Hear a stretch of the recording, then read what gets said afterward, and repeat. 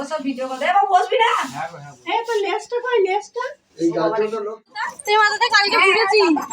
আলে আলে যাব না বললি যে মশাই যেটা সব গল্প করছে, এরা গল্প শুনছে মানে হচ্ছে এরা মানে ঠাকুরটা দেখেই নিয়ে আয়। হ্যালো এভরিওয়ান, কেমন আছো সবাই? আশা করছি সবাই ভালো আছো। তোমাদের আশীর্বাদে ভালোবাসাতে আমিও কিন্তু অনেকটাই ভালো আছি। তো আমি অর্পিতা, আর অর্পিতা লাইফস্টাইল ব্লগে তোমাদের সকলকে ওয়েলকাম জানিয়ে আজকের ব্লগটা আমি শুরু করলাম। আগের ভিডিওতে তোমরা দেখতে পেয়েছো যে কিছুক্ষণ আগেই কিন্তু নাম ঠান্ডা হয়েছিল। সেই পোশাক আশাক কিন্তু আমরা খুলিনি এই দাদাদের বাড়ি আসবো বলে। এই দাদা হচ্ছে আমার জ্যাঠার ভিক্ষা ছেলে, না ভিক্ষা ছেলে নয়, গুরু ছেলে। মানে জ্যাঠা হচ্ছে গুরু বাবা, যারা থেকে দীক্ষা নিয়েছিল। আর এখানে আমার বাবারও গুরু ছেলে আছে এই পরিবারেরই। মানে তাদের যারা হচ্ছে প্রথমে বড় যা হচ্ছে জ্যাঠার কাছ থেকে নিয়েছিল, ছোট যা হচ্ছে আমার বাবার কাছ থেকে নিয়েছিল। দাদা যতবারই আমাদের বাড়ি যায় না কেন ততবারই বলে আসে বুনি যাবি, বুনি জামাইকে নিয়ে যাবি। তাই এবারে ঠিক করলাম যে না, দাদা যখন এতবার করে বলে তাহলে এবারে দাদার বাড়ি যেতেই হবে। তো আগের বছরে ভেবেছিলাম দাদার বাড়ি আসবো, তো এই আসবো করে আর আসা হয়নি।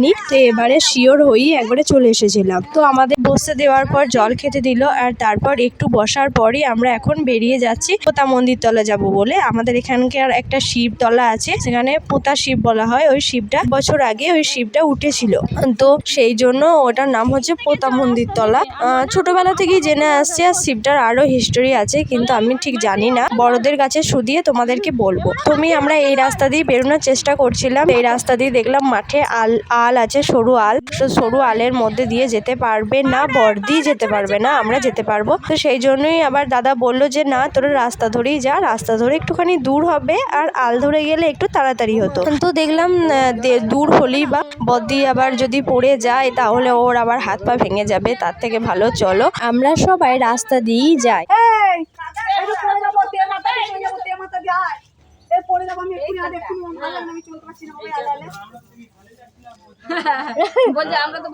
তাহলে তখন আর বলছে, তখন বলছে না আমরা এদিকে যাচ্ছিলাম দেখতে।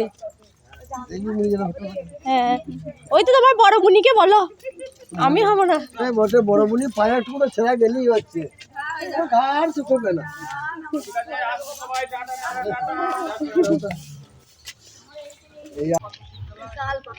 যে দাদাদের বাড়ি গিয়েছিলাম, ওই দাদাদের বাড়ি থেকে পোতা মন্দির তলার দূরত্ব কিন্তু অনেকটাই। তবু ওই গল্প করতে করতে হাঁটতে হাঁটতে চলে এলাম পোতা মন্দির তলা। আর কিছুটা গেলেই কিন্তু আমাদের বাড়ি। দিদিদেরকে বলছিলাম চলো আমাদের বাড়ি থেকে একবারে হেঁটে হেঁটেই গল্প করতে করতে ঘুরে চলে আসবে। তো দিদিরা বলছিল না পরে যাব, এখন আর যাব না। মন্দির তলা আসতে না আসতেই নাকে গন্ধ এলো যে কোথাও গরম গরম জিলিপি ভাজে। তারপরে দেখতে পেলাম একটা মিষ্টির দোকান আছে, ওই মিষ্টির দোকানেই গরম গরম জিলিপি ভাজা হচ্ছে। বর্দি আমাদেরকে জিলিপিটা খাওয়ালো, আর জিলিপিটা ছিল কিন্তু একটু ভালো ছিল, বেশি ভালো থাকেনি, কারণ ভাতের মতো জিলিপিটা ছিল, অতটা খেতে টেস্ট হয়নি। একটু করকরে হলে বেশ ভালো লাগতো। এমন আনে তাকে দিলি বড়া পালা না ওই কেনে একটু সকলে এলো না জায়গা এখানে খাবো কি আমার ভালো নে নে নে গরমটা নিয়ে যা। হ্যাঁ যা নে এবারে পুজো কর ওকে।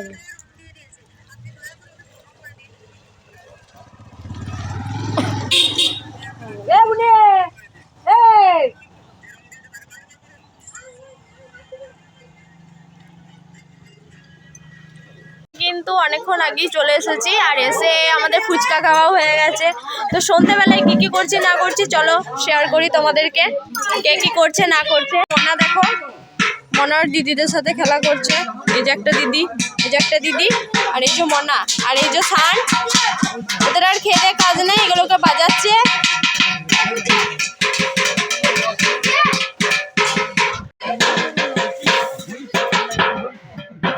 পিসে মশাই যেটা সব গল্প করছে, এরা গল্প শুনছে মানে হচ্ছে এরা শ্রোতা, এরা সব গল্প শুনছে। এই যে এখানে রান্না হচ্ছে, রান্না করছে। আজকে রান্না হচ্ছে সোয়াবিন আলুর তরকারি, মাছের ঝাল। এই যে দাদা আদা কোচাচ্ছে। এলাম, আর এই লাইটটা ডিস্কো লাইট হচ্ছে। আমি সঙ্গে সঙ্গে তাড়াতাড়ি এলাম, তার কারণ হচ্ছে বাবু এত মিথ্যা আমাকে বলছে যে মেয়েটা কাঁদছে এসো, আর মেয়েটা ওই খামারে খেলা করছে। আমি তোমাদেরকে দেখালাম না খামারে খেলা করছে, ও তখন আমাকে সঙ্গে সঙ্গে ফোন করলো যে না মেয়েটা কাঁদছে বাড়ি এসো। এসে আমি ওর দিকে চুপি চুপি তাকিয়েছি, ও তখন হাসছে, বলছে মিচো করে বলছিলাম। আর যাই হোক আমি এবারে চা খাবো। আমার বৌদি আমার জন্য চা করেছে স্পেশালভাবে, ননদকে খাওয়াচ্ছে। না চাটা করেছে আমার ভাই, আমার মামুন দিদি ডাকছে, পূজা বাইক আসছে, আমি চা করছে এই মেয়েটা। আর এখানে দেখি কি কি গল্প করছে সব, দেহ পড়ে গেছে। এই যে আমার বদ্দির অবস্থা দেখো, সবার রং উঠে গেছে কিন্তু আমার বদ্দির রংটা ওঠে নাই। বদ্দিকে আমি চিনি দিয়েছি, বদ্দি বদ্দি বদ্দি বদ্দি করে করে ওরা অতিষ্ঠ হয়ে যাবে। আর অ্যানিভার্সারি, আজকে আমাদের অ্যানিভার্সারি, তো অ্যানিভার্সারির গিফট হিসাবে মানে ওদেরকে তো কিছু খাওয়াতে হবে, তো সেই জন্যই আমার বর বললো তাহলে ওদেরকে মিষ্টি খাওয়ানো যাক। তো এই যে এই হাঁড়িটার মধ্যে মিষ্টি আছে, ভাই এনে দিয়েছে, ওকে টাকা দেওয়া হয়েছিল, ও মিষ্টি এনে দিয়েছে। তো মিষ্টিটা এখন দিয়ে দিকে চলো ওইখানে খাওয়াবে, তো বলবো সবাইকে।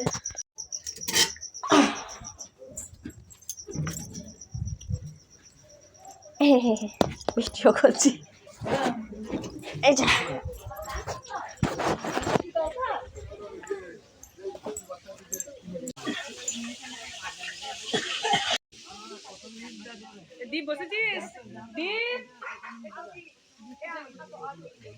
বদ্দি কুকুরে বলছি অ্যানিভার্সারির গিফট দিয়ে দিয়েছি,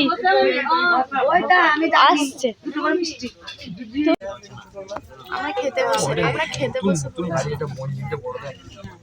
ওদেরকে তো বললাম যে আমরা খেতে বসে পড়েছি, আর এই যে ভাই বাপি সবাই মিলেই কিন্তু খেতে দিয়ে দিচ্ছে, আর তারপরে ওরা খাবে। প্রথমে আমরা বসে পড়েছি, আর ওদিকে মনাও খাচ্ছে, আমার পেছনের দিকে বসেছে ওর পাপার সাথে। তো আজকের ভিডিওটা এই পর্যন্তই, আবারও দেখা হবে নেক্সট ভিডিওতে। আর আমার ভিডিও যদি তোমাদের ভালো লেগে থাকে তাহলে প্লিজ সাবস্ক্রাইব করে দিয়ে যে শেয়ার কমেন্ট করতে কিন্তু একদমই ভুলো না। তো ভালো থেকো, সুস্থ থেকো, সাবধানে থেকো।